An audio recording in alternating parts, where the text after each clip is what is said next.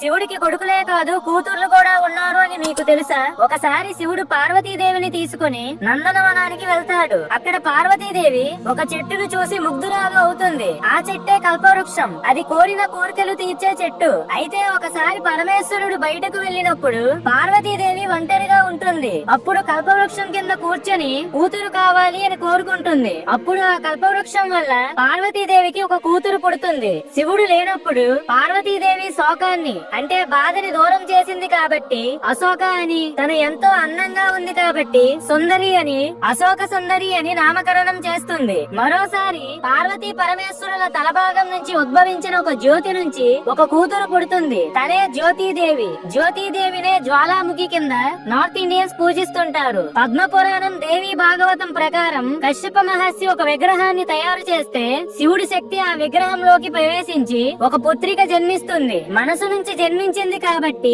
మానసాదేవి అని పిలుస్తారు. ఫ్రెండ్స్, ఓం నమః శివాయ అని కామెంట్ చేయండి.